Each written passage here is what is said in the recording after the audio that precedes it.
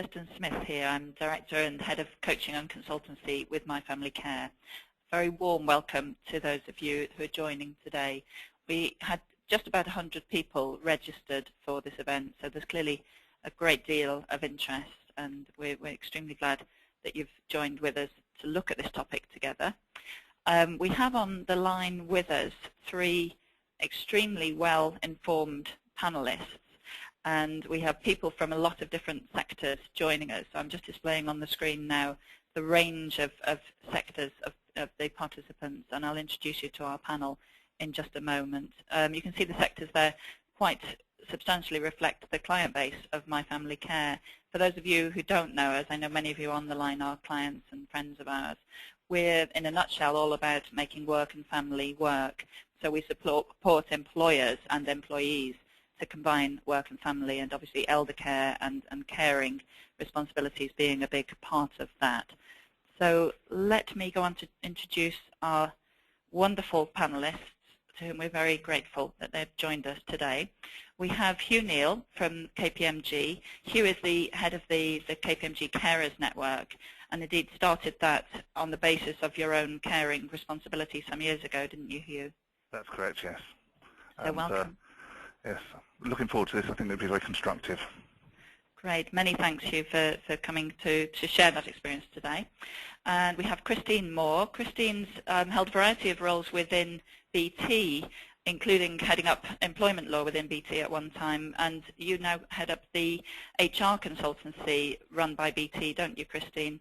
That's right, Jennifer. It's BT People Consulting, so we're providing HR services and advice to external organisations on a whole range of issues, of which carers is one. Great. Many thanks, Christine. And we have Stephen Burke joining us. Stephen's quite close to My Family Care because United for All Ages partnered with My Family Care recently to launch the Good Care Guide. For those of you that haven't yet seen it, goodcareguide.co.uk is a kind of trip advisor for rating both childcare and adult dependent care, eldercare services. Stephen's been involved in a huge number of social enterprises and charities over the years that are active in supporting carers and also in lobbying for change, including recognition of the needs for generations to work more cooperatively together. Welcome to you too, Stephen. Thank you very much, Jennifer. So we're going to go on with a fairly brisk pace initially because it's a big topic and there's a lot to cover. What we're going to do initially is unpack the topic in the round in terms of the business case and what best practice looks like, and then we're going to go into detail in a couple of the areas that we promised to cover. But what we'll do during that is we will be recording this session so that you can review it at any time. You'll be able to hear the audio with the slides, and we'll provide that recording link to you. Please do engage with us throughout the session. We'll be running polls. So that's a great way of finding out quite anonymously what other people are doing and what the challenges look like. So please do engage with those. And do type in questions. There is a place in the right-hand panel for you to type questions, and a colleague of mine is here to keep an eye on those, so we'll pick those up when those come in. Thank you to those of you that have provided information both at registration and indeed fed in questions by email. It just shows what a really pressing topic it is for many of you. When we set out to run this webinar, provided these three areas that we said we'd look at, and I think we'll address them in reverse order today. The business case is really the starting point, because unless it's a business critical issue, or at least an issue with business implications, then it's really hard to get started. So let's unpack that first of all and get clear about why there's a need to address carers. And today the topic is particularly about elder care. All of us on the line would be of the view that it's important to support any kind of carers in the workplace if you're starting down the route at all. So it could be people with disabled children or other adult dependents. But by popular demand, we said we would look at the topic of elder care, so that's what we're particularly focusing on today. But if you have other questions related to other areas of care, do bring those up. So we're going to look at the business case. We're going to also address those other two areas of helping employees with their practical needs. How do you help people source care, signpost them to the right information, all of that kind of hands-on support that people need and often don't have time to access in their own right. And also that critically important point, how do we help people keep career on track? So we'll be looking at those together as we go through. We called it the elephant in the room. There are two reasons, really, why it's very present but not talked about. I mean, we'll see when we come to the statistics that it's an increasing issue in the sense that the number of carers in the workplace is going up rather exponentially due to things like the changing demographics and the longer retirement age, the later retirement age. But it's an elephant in the room because it's quite hard for people who are caring for others to speak up about that in the workplace. And therefore, many companies have no idea of the scale of the problem. So it's actually quite difficult to make the case to address it. And secondly, many of us don't identify ourselves as carers with a capital C, if you like, because we might be popping in to have a look at Auntie Jean and how she's doing once a week, and actually could really do with some support from an employer to flex around that, for example, or to give some signposting. But we wouldn't think of ourselves as a carer, and we wouldn't necessarily go looking for what the company provides in that regard. So it's partly about communicating culturally that it's an issue that we want to engage with, and then perhaps the conversations will follow in terms of people indicating their need. So, as I say, many thanks for the registration information you provided. A lot of you have flagged up issues around not knowing the scale of the problem, being concerned about absenteeism, how do you actually manage carers, and how do you give them the flexibility they need without that becoming something that impacts on business? That's clearly a point to manage, and it perhaps relates to any argument about flexible working, and I think we'll have a good look at that and whether flexibility is likely to impact performance negatively or indeed perhaps positively. How do we provide solutions that actually meet the need? But also, how do we, if we're looking at carers, we're looking at very often people in their 30s, 40s, 50s, 60s. What about an aging workforce generally? Certainly in relation to that point, one of the things that I would like to point to is the fantastic study by McDonald's in the last year or so, in which it was revealed that there was a 20% increase in customer satisfaction in outlets that had at least one person over the age of 60 working there. And, for example, 69% of people reckoned that there was an increase in empathy among those older workers towards customers and other staff. There was better customer service and, indeed, mentoring for younger people. So it's quite an interesting element of the argument that we might want to support carers as a group that have needs around flexibility, but we might also be supporting carers because we want to keep that diversity of older people in the workplace who may take, say, early retirement if they think their care needs are kind of going to challenge that. And the other point about geography, our children tend to live with us at least up until a certain age, or at least live with us some of the time or near to us. Elder parents and relatives are often quite distant. There was a very useful study carried out last year by Carers UK, Employers for Carers and Nomura, and that's available through the Carers UK website, which some of you may find useful in relation to that point. So that's carersuk.org if you want to go and look up the Caring at a Distance study. But any points from our panelists on those challenges so far? Well, I think this is a much bigger issue, which is why the elephant in the room is a very good metaphor. But looking at that photograph with the elephant in the room, kind of all of those people around that board table probably have older relatives, particularly parents who might need care. But there weren't many women around that table, I noticed. There's another point that Lord Davis would have picked up, no doubt, Stephen. and still, unfortunately, it's women in their 30s, 40s, and particularly 40s, 50s, and 60s who carry a lot of the elder care responsibility in our country. And I think employers need to recognise that. In terms of numbers, we know there are about 6 million carers in the country, and about half of those are currently working. So about 3 million carers are working. That's about 1 in 8 of the workforce at the moment. So that might give people some kind of handle on how many of their employees might be affected. And you need to bear in mind that people come in and out of being a carer. So they may be a carer today and tomorrow, but next week, for whatever reason, they may not be a carer. So people are constantly churning, for want of a better word, as carers, and we need to understand that as well.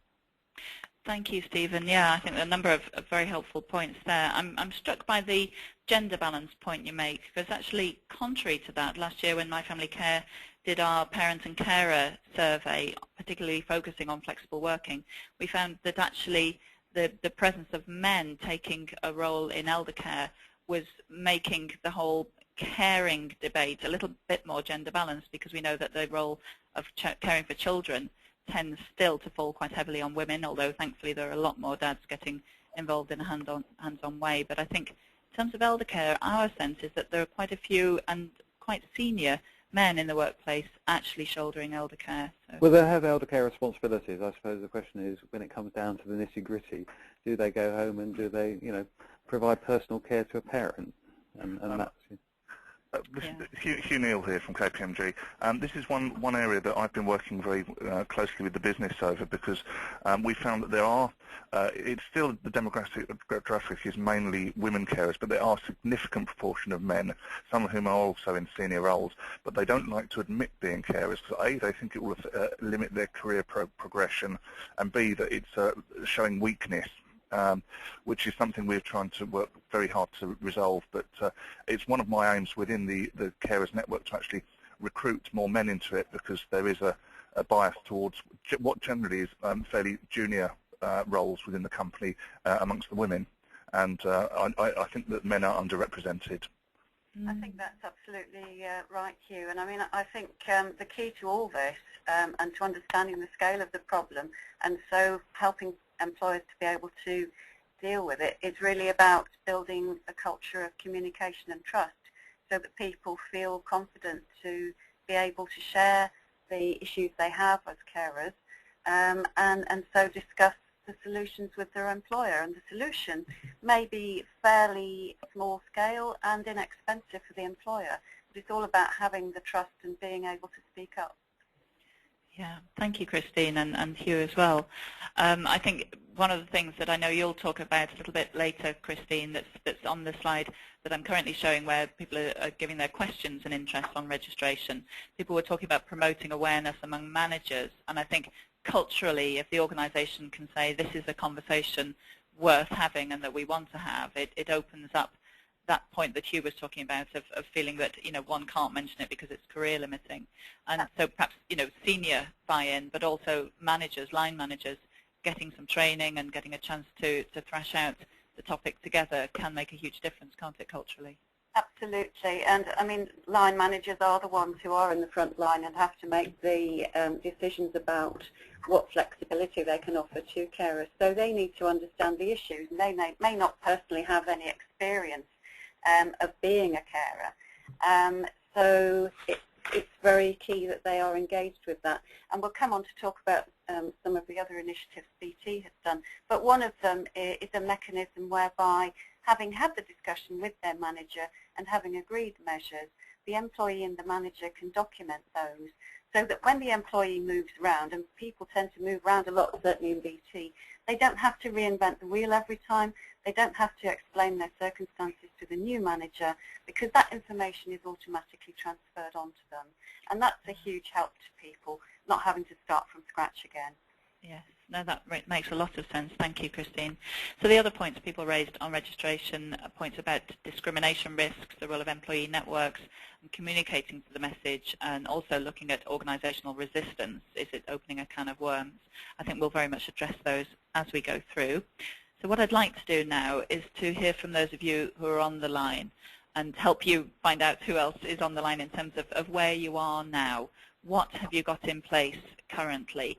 There are various options for you. We're asking you to choose one of these options. When we run a couple of other polls later on, you'll be able to choose multiple options. But we'd like to know, almost on a kind of continuum, where are you in relation to the movement from just curious through to actually benchmarking what you're already doing, which I know many of our clients have quite a few practices in place. Please do put in your votes. I can see quite a lot of you are already voting, so do input your choice in that area. Panelists, any comments while we let the voting proceed?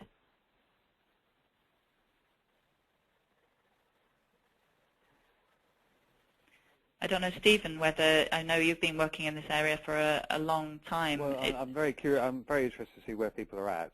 Yeah, so I was going to say, what's your hunch? And where have they really taken this on board as an issue? Do they know how many carers they have in the workforce, and do they know what their needs are, and what are they doing to respond to those.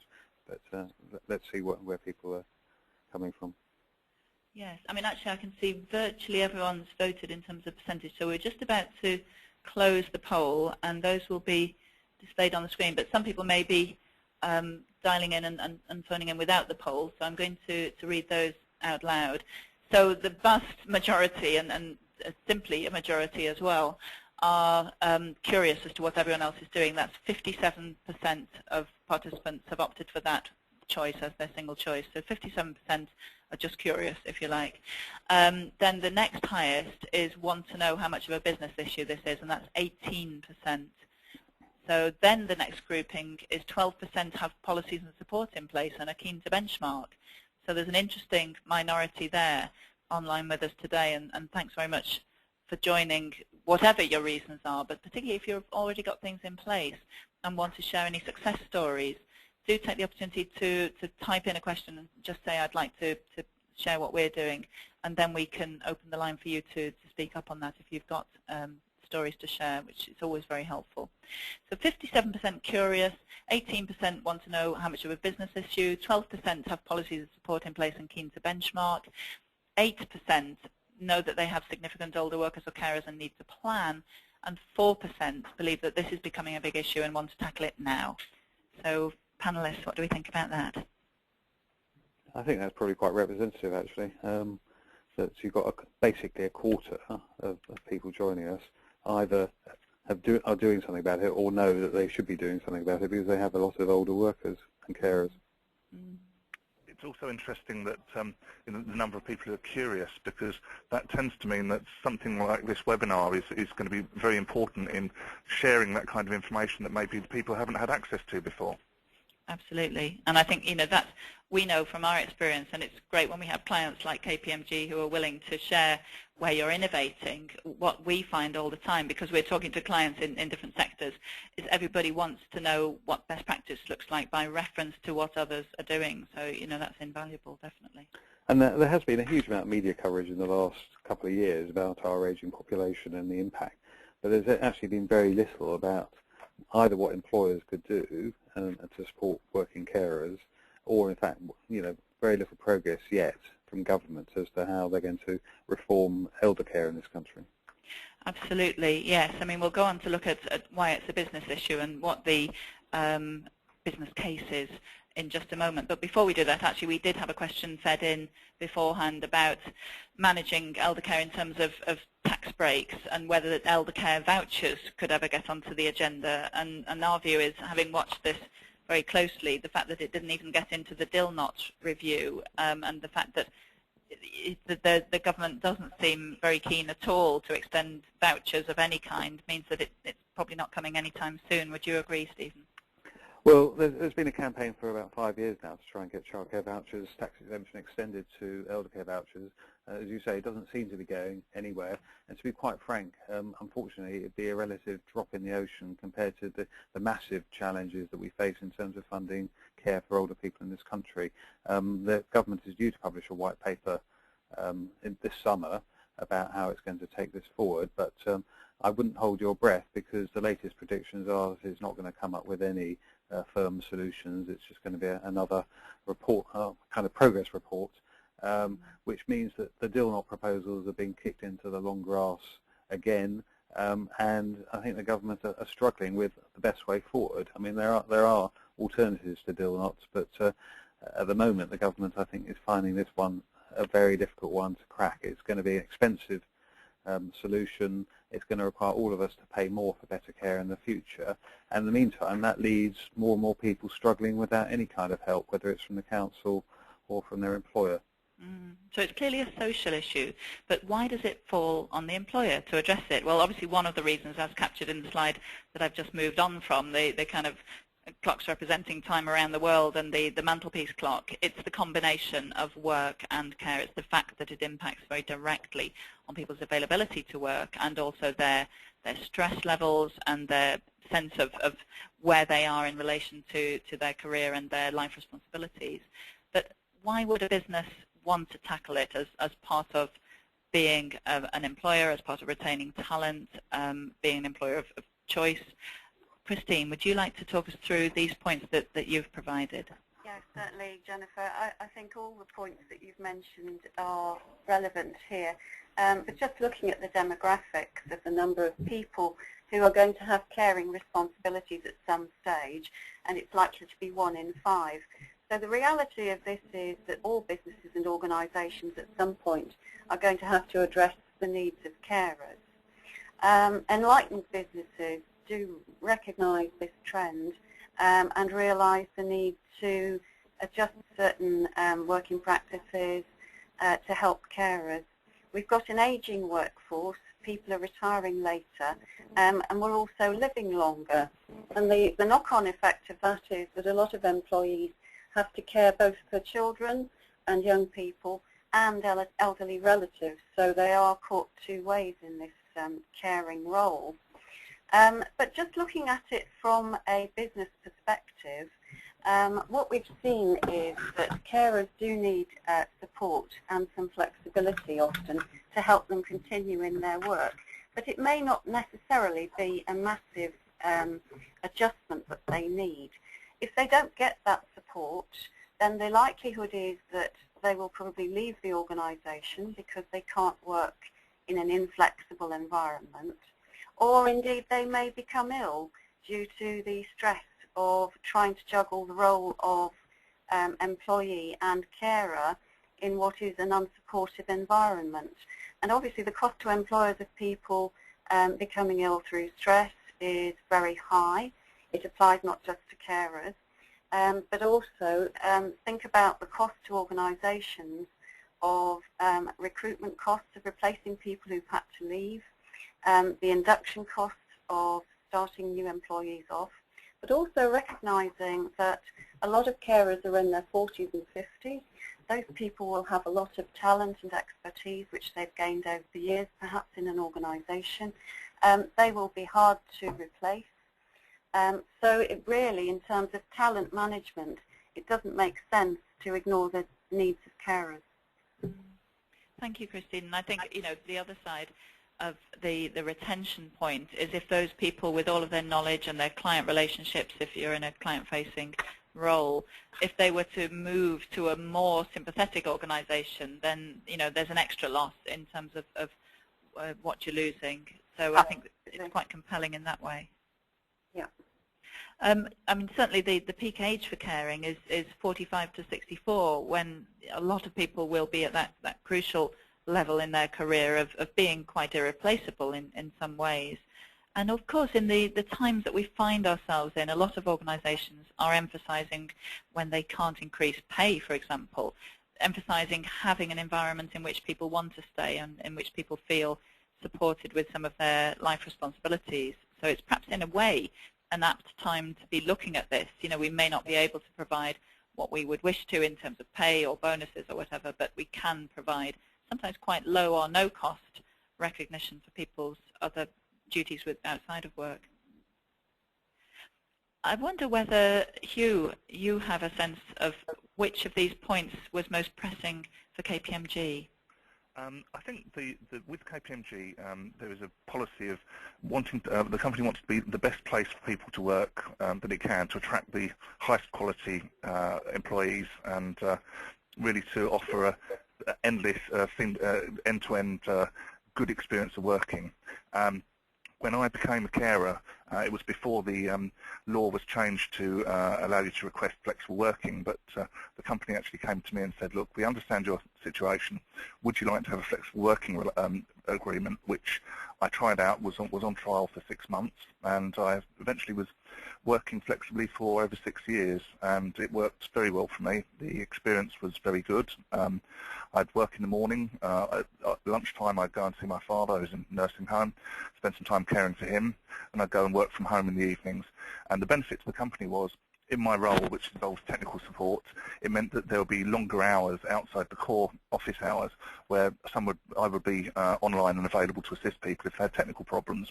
So it benefited KPMG and it benefited me, and that model is something that we've rolled out throughout the company, and it now is policy. That's fantastic, Hugh. So you really pioneered that before there was a Yes. legal right to request flexible working. That's correct. Yeah, and as you say, I mean, in some roles, people may be dealing with different time zones or whatever their requirements in a global culture. It may be actually very appropriate to be down tools during the middle of the day and actually picking up in the evening. Well, that's correct. I mean, in my particular role, I spend a lot of time dealing with technicians based in Bangalore in India, and although the time difference does mean that it benefited me greatly to be able to work at home in the evenings when particular people were available and online. And I'm sure there's people in many other roles. But now, so many organisations are multinational that this must be something that is going to be more and more the case. Absolutely. And also I noticed in what you were describing about the benefit to KPMG was, you know, you were kept on board, and it sounds as if you were extremely loyal and have been extremely loyal on the basis of feeling that you were given some flexibility, that you were invested in. And again we see this. I'm thinking particularly of the recent Working Families and Lancaster University Management School research into dads, and dads who are given a certain flexibility will repay that in terms of loyalty, motivation, and even productivity because they feel so appreciated. I think also it's a question of trust. KPMG, in my experience, trusts its employees, and I think that trust is repaid. Thank you, Hugh, and thank you, Christine, too. That's really helpful. So it's an elephant in the room because we're not talking about it. People fear it's career limiting, or they don't identify themselves as carers anyway, so they wouldn't even know to flag it up until suddenly it happens, because it often is, unlike parenting where we have a bit of a lead-in, it often can happen quite suddenly. It's that kind of phone call out of the blue, you know, your mother's had a fall, and suddenly everything's changed. It's also an elephant in the room because of the changing demographics, as Stephen has touched on, the fact that there is, over the next 30 years or so, going to be a huge number of carers further in the population and in the workplace. As I say, it sometimes happens quite suddenly. It's also, you know, arguably, those of us who are parents have in some way chosen to become parents. Most of us don't necessarily choose to become a carer for those adult dependents that we end up caring for, be they parents, partners, or others. It's often something that comes rather left field. They don't necessarily live near us. I mean, certainly in terms of the care search services that My Family Care provides, that's often something that's being done quite remotely. Somebody in Oxfordshire has got their mum or dad up in Glasgow, and they need some really expert care to find them exactly the right care arrangement that suits their needs, and they're just not on hand, so it can be extremely stressful in that sense. And it can be, as I say, the kind of thing where people don't access it until the need is right in front of them. But if organisations were going to go down the route of providing these services, one of the questions that came in advance was, do you wait until you've got a clear sense of what the return on investment will be? Do you have to make a hard business case with figures, or can you just go for it, as Hugh was saying, because you want to be the very best employer?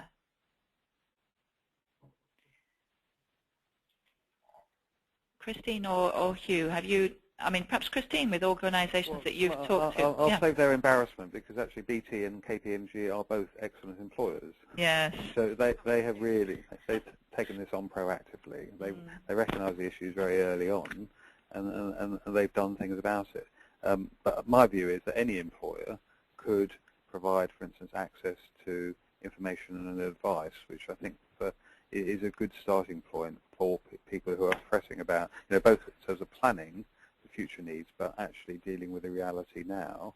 Access to an advice service where someone can talk to an advisor and really talk through the problems that they're facing is a really important service that any employer could signpost their staff to.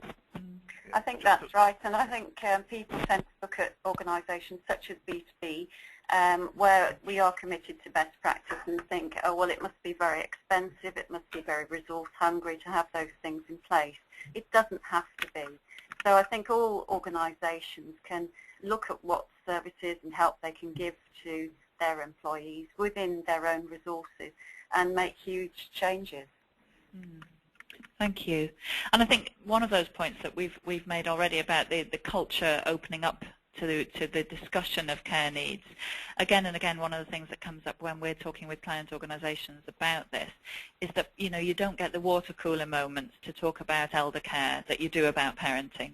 People have pictures of their kids on their desk, and, you know, although there are, I have to say from personal experience, funny moments sometimes involved in supporting relatives with dementia. I'm thinking of an elderly aunt of mine who died recently, and the minister at her funeral managed to tell a funny story relating to her dementia, but actually, you know, they're few and far between, the laughs with elder care. But I think, you know, the fact that the media are discussing these issues much more, I think people will be discussing them much more in the workplace, because it's going to be happening to more and more of us, one way or another. And because until we get some effective solution from government, it's going to be down to individual carers and families to sort things out. Yes, thank you. So what does best practice look like? As I was saying, we'll unpack a couple of these areas a little bit further about the signposting for employees, and importantly that issue around recognising the journey that employees are on and supporting the career progression through flexibility. But just as a snapshot now, here are some elements on the screen as to what best practice might look like.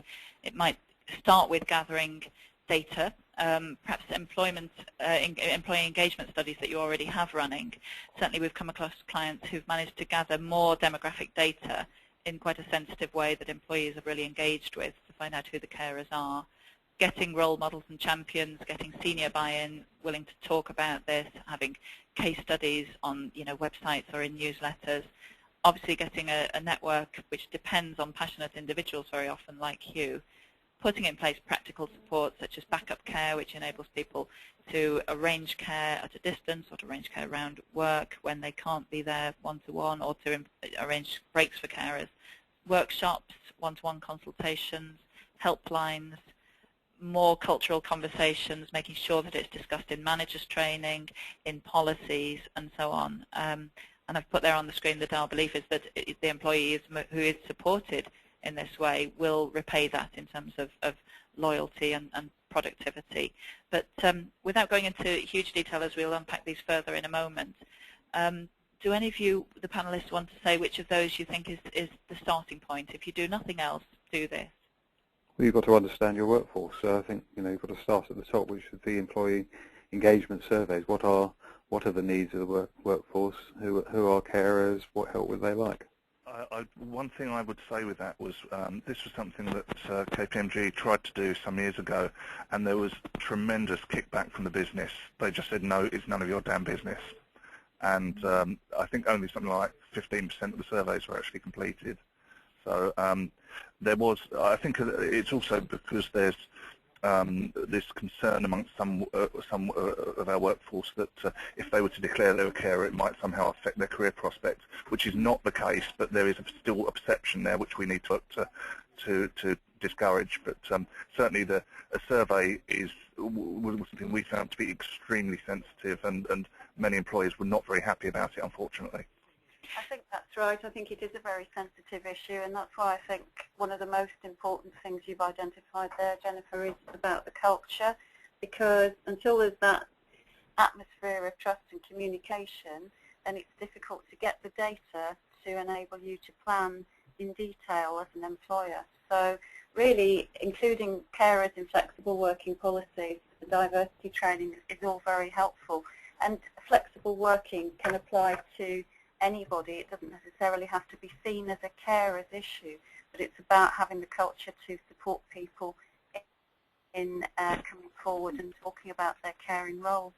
And in changing that culture, I mean, having champions at the top always helps. I mean, we've seen that in companies that have moved forward on childcare, that people who led the way at the top of companies, and I think we will see the same again in terms of eldercare.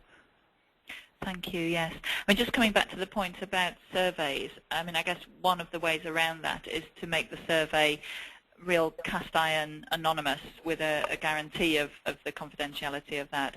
And I know sometimes clients have come to third parties such as ourselves to run a survey where the data is really not going to be poured over in detail by somebody that might have some sway over your individual career. So I guess that's an option. So let's run another poll and find out what people are actually finding gets in the way of this area. A little bit later on we'll run a poll to say what are you actually running now. But what is it that currently stands in the way? A lot of people were saying we're curious about this area, we're looking at it. So what is it that keeps you teetering on the brink rather than going forward with these initiatives? Is it the lack of data? Is it that you can't actually show that it's an issue and therefore get the traction behind it? Is it that it's just not on the agenda? You know, everybody is extremely busy and stretched in the workplace, and in our experience at the moment, perhaps this just isn't on the agenda. Perhaps there are concerns that if you open this up, people might take advantage, people might invent care responsibilities as a way of ducking out of work. I mean, there's all sorts of concerns that get expressed. Or people just imagine if we put these services in place, they won't be used. I don't think that's probably a very big risk, but you know, perhaps it doesn't seem therefore too pressing, or maybe there's just no momentum behind an attempt to arrange a carers network. So please do put your votes in. I can see there are votes coming in already. Panelists, do feel free if you have a comment on what you expect people might vote or anything else on this while the voting's coming in.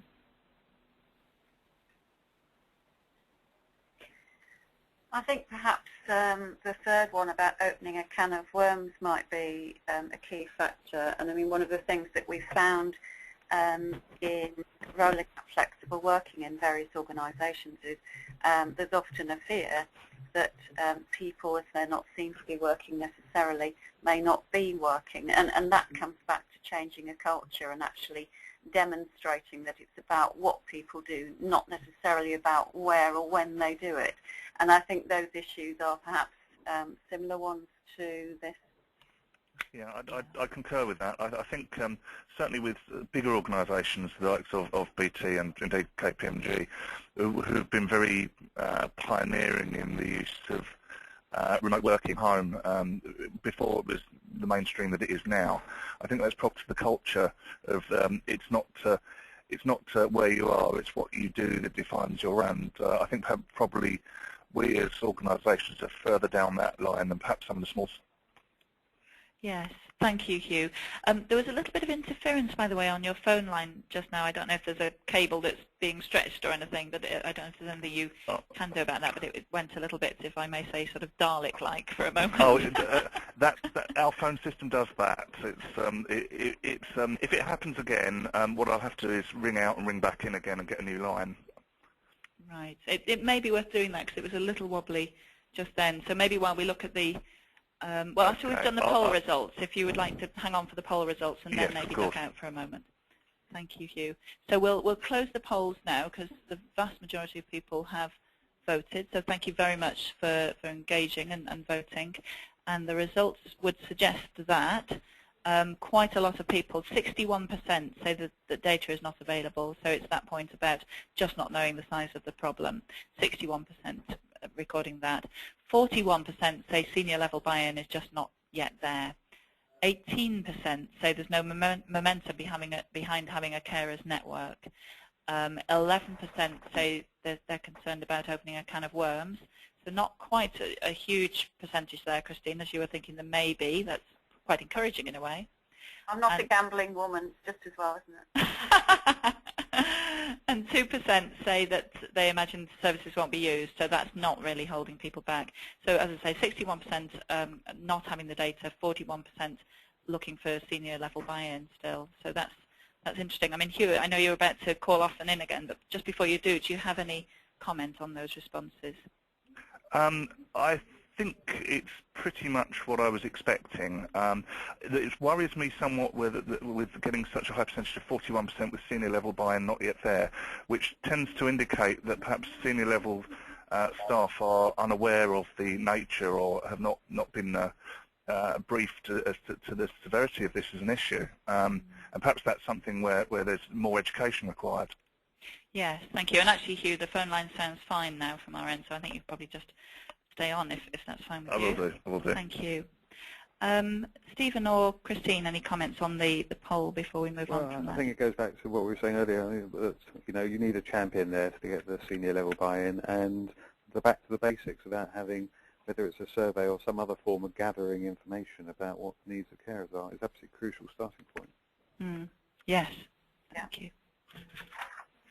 Great. So we said we'd unpack those two other areas of the more kind of hands-on signposting support and also the kind of career development and recognition of carers. So we're moving on to that now. I just want to whiz through a little bit of detail about who carers are. As we were saying, in the context of this webinar, we're talking about anybody in the workplace who would like to flex their working around caring. And the way that we view carers in this context are very much part of this wider debate about flexibility actually being just the best way to get work done. So nobody should have to prove the level of care in order to get flexibility if we really believe that as a business model, flexibility is a great way to deliver and to embrace the multi-generational workforce. But just to give the nod to the legislation, when people are applying for benefits and services, people are defined as a carer if they're caring for more than 35 hours a week under the Carers Recognition and Services Act. So it's just worth mentioning that there's a definition out there of carers for that purpose, but that's not the one that we're relying on today. Carers hugely contribute to the economy, 119 billion or so a year of work being put in by carers, for which the carers benefit is just over £58 per week. So there's a huge amount of labour being contributed there, and no wonder perhaps that there's a lot of stress associated with this role. This is obviously largely, this benefit is for people who are caring full-time, but we can extrapolate from those figures to the way that carers often feel very underappreciated and under-acknowledged, and they're often carrying quite a substantial extra role alongside their work, and one that has huge emotional demands and very challenging dynamics in terms of the family. When parents become dependent, it really changes the way that the family hierarchy has been run. Very often we find ourselves making decisions for our parents, and they may not want those decisions to be made in a certain way, and it can be very challenging with siblings in the mix as well. So there's a lot of stress, and it's worth recognizing that, and how as a society, we're often not really rewarding and acknowledging that, as Stephen had touched upon earlier as well. There are various rights in relation to carers. The Equal Opportunities Act, but then the Equality Act 2010 means that obviously carers are one of the recognised groups that are eligible to be protected from discrimination. And many of you will also be aware of the case Coleman and Attridge Law, which meant that being associated with a disabled person meant that one should be protected under the Disability Discrimination Act. That was somebody who was actually caring for a disabled child, and there was discrimination by association in not allowing her more flexibility to care for that disabled person under the Disability Discrimination Act. So there are ways in which this is a group that has some protection. I mean, brilliant employers like KPMG and BT don't go down this route for fear of getting caught out. That's almost the least compelling reason. But it's worth knowing that if we aren't accommodating care since April 2007, when the Work and Families Act 2006 came into effect for this point, the same right as parents of children up to 16 to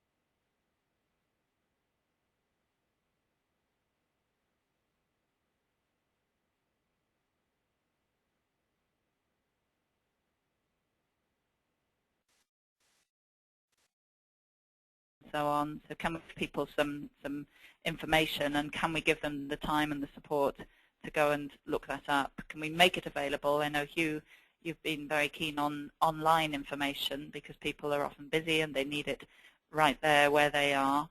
And it's also highly individual, so you can't necessarily give a one-size-fits-all piece of advice, but you can. I think that's very true.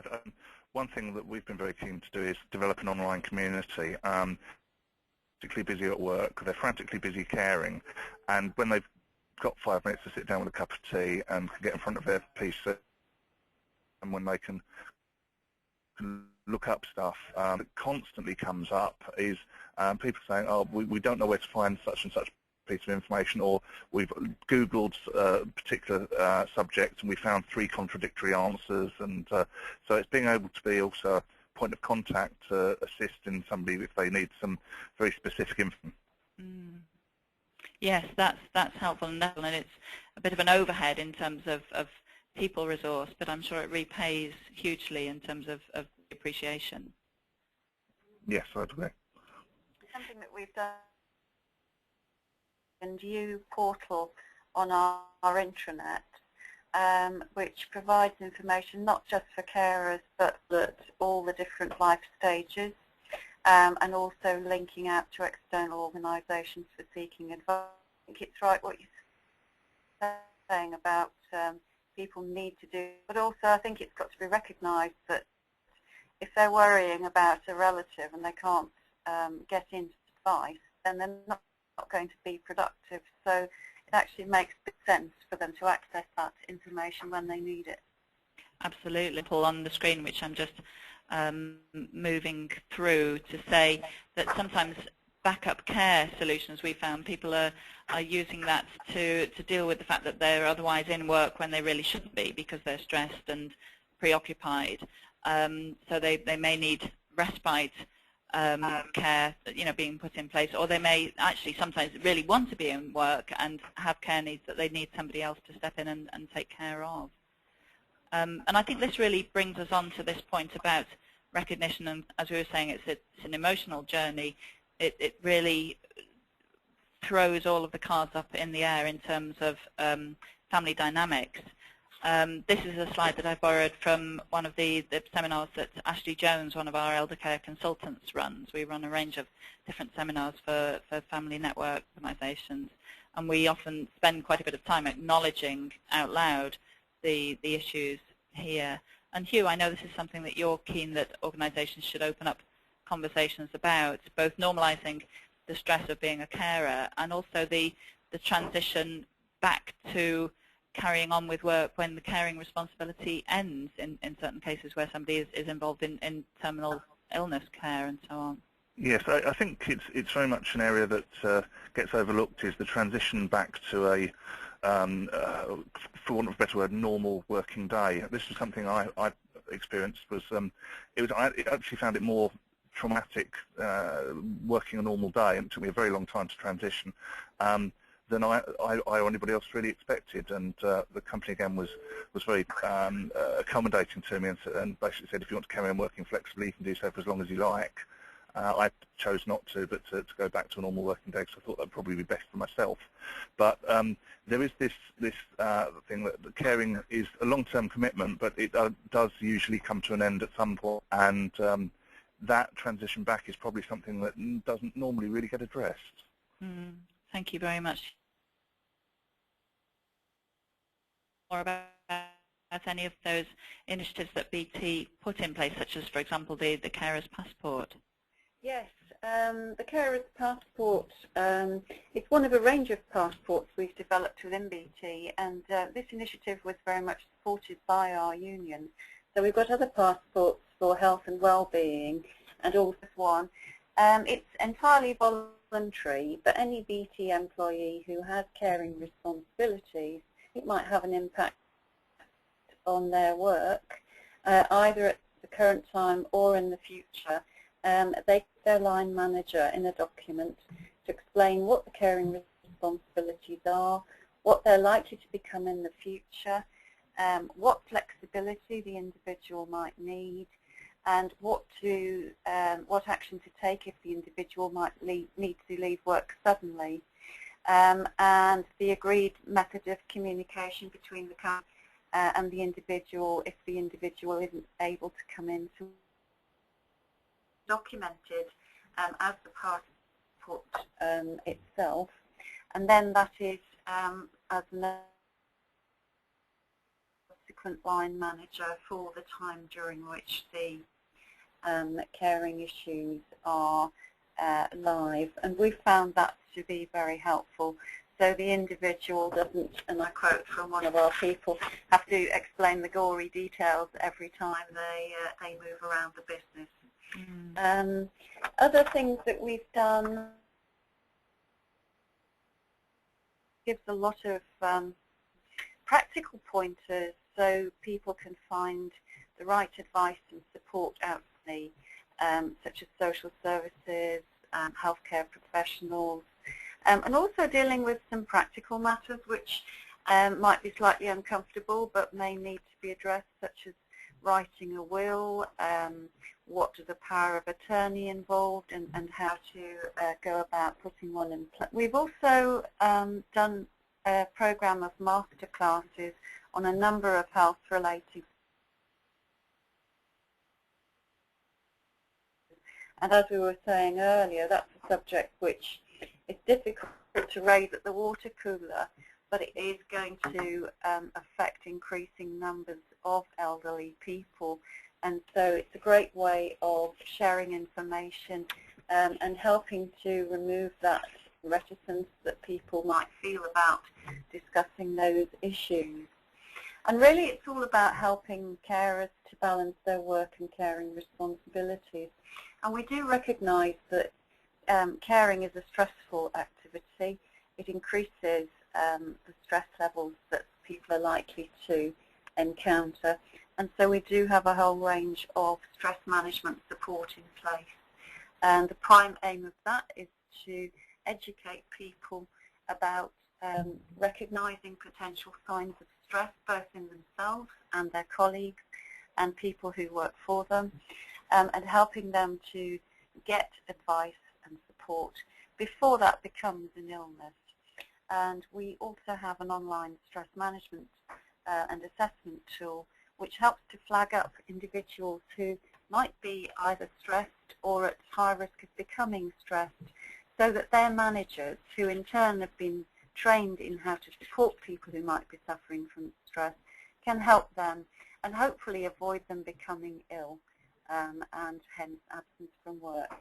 And we also have a very wide-ranging employee assistance program which is available 24/7 from an external company, and people can get counselling support whenever they need it. And so I think that those initiatives are particularly valuable to carers. Yes, thank you very much, Christine. And I think having top tips for line managers is a really good one, in the sense that it sort of normalises it. You know, top tips, it makes it just something line managers ought to be addressing and knowing about. That's right. And I mean, a lot of those top tips are applicable really to anyone with management responsibilities. It's all about looking at the wider picture, understanding what responsibilities the person has, understanding the impact they're having on them. Communication's absolutely key in all that, and demonstrating trust and offering flexibility. But those things could equally apply to any number of employees and are really good management practice. Yeah, actually that really strikes me in relation to this next slide, where the carers are the counterbalance to the anti-parent backlash, you know, where sometimes parents are seen as having special privileges, and people that have chosen not to be parents or haven't become parents sometimes resent that or kind of get a little bit concerned that they don't have the same flexibility. In a way, by recognizing, as we are today, that carers have some very specific needs and meeting those, but at the same time thinking of carers as another group that really makes the argument for flexibility and for management awareness of people's other life interests. You know, they add weight to that whole debate that moves us further towards a more flexible working culture. Absolutely. I mean, in BT for many, many years, all our employees have had the ability to request flexible working, and that applies across the piece. And even after the legal rights were introduced, what we find is that people will use the informal route to discuss flexible working because it's so much part of business as usual. And I think it's absolutely right that it should be seen as a universal issue and option rather than something which carers are gaining an advantage over their colleagues in that. Well, yes, we could also argue that any employee could be a carer at any point in their working career, much more so, in fact, than people being a parent whilst they're working. So there's a much higher chance that staff will have caring responsibilities. And it's a question of whether employers are going to wake up to that. I do think that the key thing is actually enabling people to have someone they can talk to. Carers can talk to someone about their care responsibilities and the problems that they face, and it may be through a network and carers talking to their peers, but it's also about being able to talk to an expert advice service like the one provided, for instance, by Counsel and Care. It's always best to have someone to talk to. Every situation is different, but there's always someone out there who actually knows what you're experiencing. I'd back that one up. Sorry, I'd back that up. And one thing that we do in the KPMG Carers Network is we have regular lunchtime sandwich and chat sessions where we all informally get together. People, sometimes we'll have a guest speaker, but quite often it's just people being able to exchange their experiences with each other and really just have a good whinge and get it off their chests. And quite often they say it's one of the most constructive things to be able to just have a moan about things to somebody who's in the same situation and actually understands. Yes, thank you. We're just running our last poll now because we need to begin wrapping up shortly, and this is to find out what everybody else is doing. And a few people have voted already, whether it's an approach to flexible working generally or having a carers network specifically.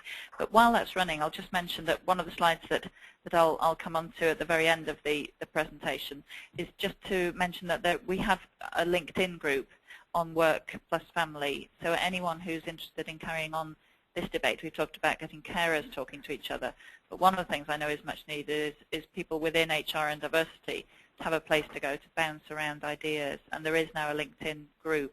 So we would strongly invite you to go and look for that. It's called Work Plus Family on LinkedIn. And I just signed up, Jennifer, so if anyone wants to Lovely, pose any thank you, questions, Stephen. happy to carry on the discussion outside of this. Yeah. Thank you. So just closing the poll on what everybody's doing at the moment as we begin to head towards the wrap-up. 82% of people are reporting that there's already a positive approach to flexible working, presumably for carers, perhaps overall a positive approach as well. So 82% there, which is fantastic. 26% offering help and advice on care issues and finding care. 24% on each of offering backup care and offering nothing specific. So nearly a quarter are offering backup care, but nearly a quarter are saying it depends on the individual manager, there's nothing specific. And then 21% running a carers network.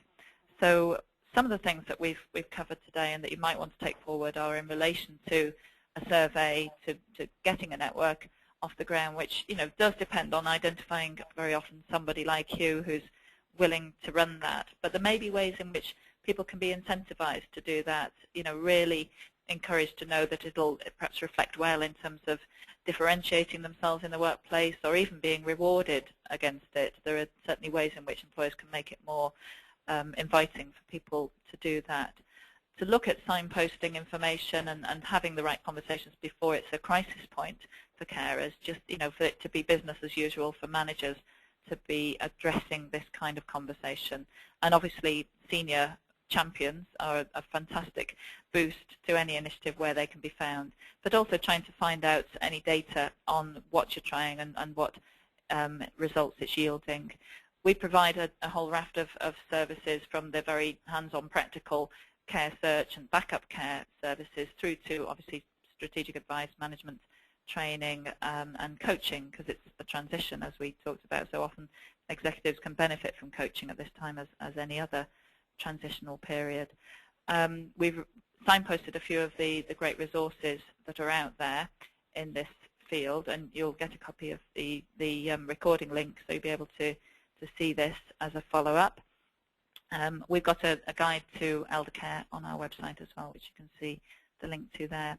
The LinkedIn group, as I mentioned, warmly invited to participate in that, all of you. So please do keep the conversation going in that way. And if you have further questions to us as well, do type those in. And we need to begin to wrap up. My colleague's just mentioning to me, is there something about a question? Okay, so one or two questions did come in that we didn't have a chance to fit in. So we'll happily take those onto the LinkedIn group. But if anybody wants to contact us directly, please do. I'm going to wrap up to respect everybody's time. I'm sure there are other things that you're all moving on to, but I'd just like to say a huge thank you to our panelists for joining us and sharing all of your, well, a portion of your knowledge and expertise. I have a feeling you have a huge amount more, but I think we've had a great look at this debate today, and hopefully it's helped people move forward. So many thanks, Christine Moore, Hugh Neal, and Stephen Burke for being our panelists today. And thank you all for joining us, all of the participants online. Any last comment from any of our panelists before we close? Let's make sure this is not the elephant in the room, but actually people start addressing it. Yes, and thank you very much for organising the session. I think it's been very worthwhile. Many thanks. Thank you. And thank you all. So we'll say goodbye for now. Right. Bye-bye. Bye. Bye. Bye.